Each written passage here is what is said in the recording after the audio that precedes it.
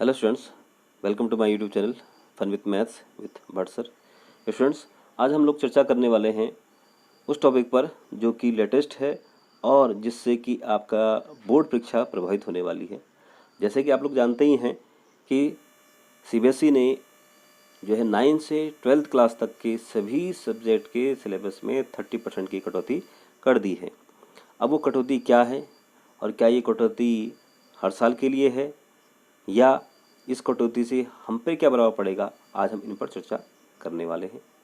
तो आज की वीडियो को पूरा लास्ट तक देखिएगा, ध्यान से देखिएगा और जो बातें इसमें बताई जा रही हैं इसको आप नोट भी कर लीजिएगा, क्योंकि इससे आपको आपकी जो बोर्ड परीक्षा है वो प्रभावित होने वाली है। तो चलिए स्टार्ट करते हैं आज का वीडियो।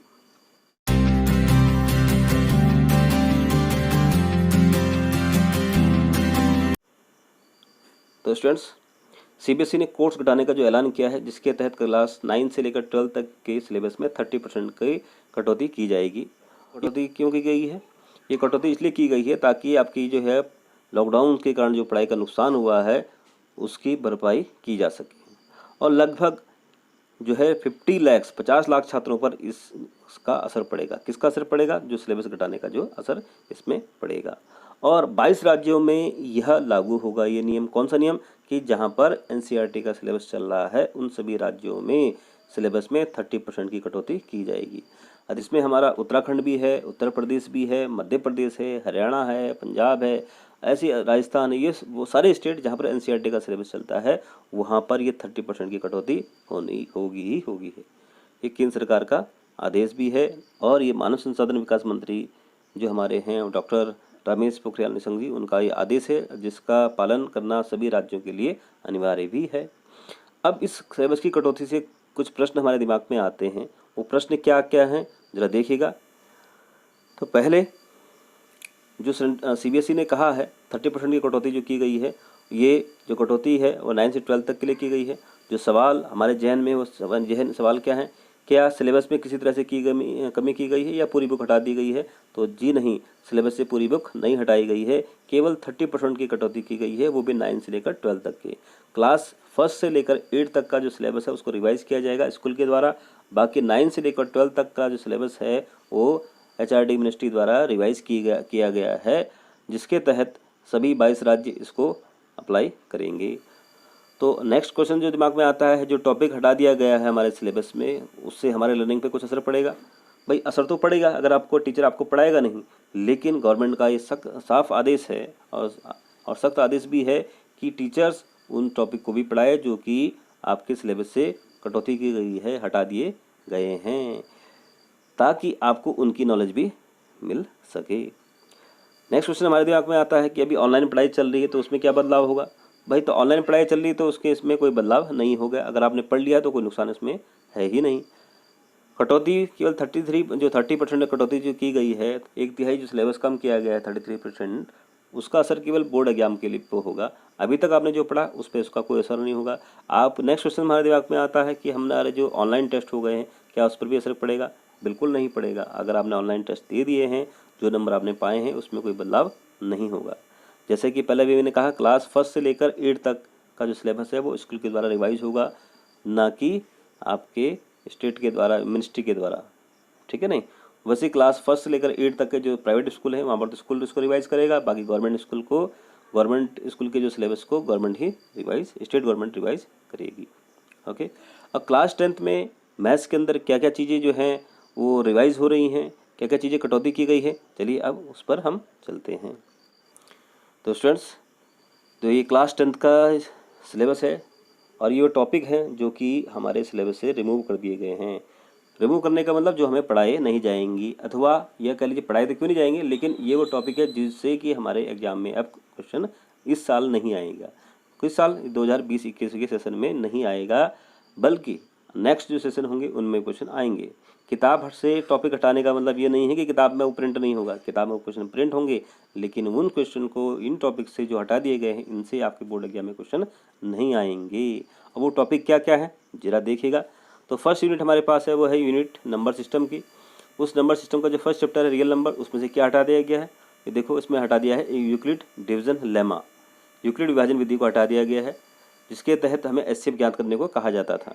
तो अब हमारे पास क्या बचा इसके अंदर, अब हमारे पास बचा है जो फॉर्मूला HCF का निकालने के लिए क्या है, first function into second function equal to HCF into LCM।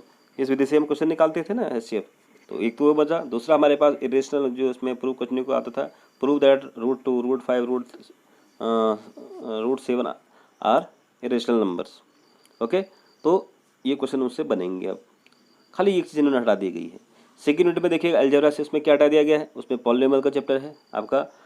Polynomial में क्या हटाया है इन्होंने, तो वो हटाया इन्होंने statement and simple problems on division algorithm for polynomials with real coefficient. माने जो स्टेटमेंट एंड सिंपल प्रॉब्लम्स, मैंने जो थ्योरेटिकल क्वेश्चन हैं किस पर बेस्ड, एल्गोरिथम पर बेस्ड, डिवीजन एल्गोरिथम पर बेस्ड, वो क्वेश्चन अब नहीं आएंगे। चीज़ क्लियर हो गई।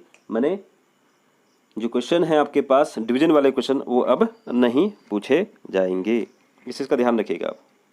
ओके, नेक्स्ट आपके पास है pair of linear equation in two variables. इसमें से क्या है, इसमें से क्रॉस मल्टीप्लिकेशन मेथड, ये टॉपिक आपका हटा दिया गया है। क्रॉस मल्टीप्लिकेशन माने वज्र गुणन विधि आपकी इसमें से हटा दी गई है, इस चीज़ का ध्यान रखिएगा।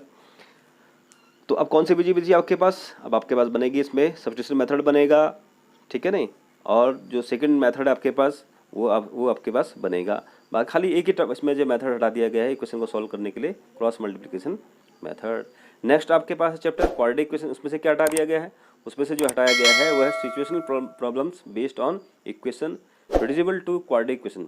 माने उन इक्वेशन को जो जिनको रिड्यूस करके क्वाड्रेटिक इक्वेशन बनाई जाती है वो क्वेश्चन आपके हटा दिए गए हैं, मतलब थ्योरेटिकल क्वेश्चन जो है वो भी इसमें से हटा दिए गए हैं। नेक्स्ट आपके पास है अर्थमेटिक प्रोग्रेशन। तो अर्थमेटिक प्रोग्रेशन से क्या हटा दिया गया है, तो अर्थमेटिक प्रोग्रेशन से हटाया गया है वो है application in solving daily life problem based on sum of two n terms. मैंने समेशन ऑफ एन टर्म्स पर बेस्ड जो क्वेश्चन आपके पास हैं डेली लाइफ प्रॉब्लम्स वाले, वो क्वेश्चन अब नहीं आएंगे। अब जो क्वेश्चन आएगा आपके पास वो एन टर्म पर बेस्ड आएगा, लास्ट टर्म पर बेस्ड आएगा, और जनरल क्वेश्चन आएंगे समेशन ऑफ एन टर्म्स वाले। क्लियर हो गया। नेक्स्ट जो है थर्ड यूनिट, उसमें से क्या आएगा, उसमें है थर्ड यूनिट पे देखिएगा, उसमें है कोऑर्डिनेट ज्योमेट्री। कोऑर्डिनेट ज्योमेट्री में आपके पास एरिया ऑफ ट्रायंगल्स, मैंने त्रिभुजों का जो क्षेत्रफल वाला जो चैप्टर है, जो पार्ट है, जो टॉपिक है, मैंने आपकी थर्ड एक्सरसाइज जो है कोऑर्डिनेट ज्योमेट्री की वो अब नहीं पूछी जाएगी। जब एरिया ऑफ ट्रायंगल्स हटा दिया गया है तो इट मीन्स कोऑर्डिनेट पॉइंट के क्वेश्चन भी अब नहीं आएंगे, इसी ध्यान रखिएगा।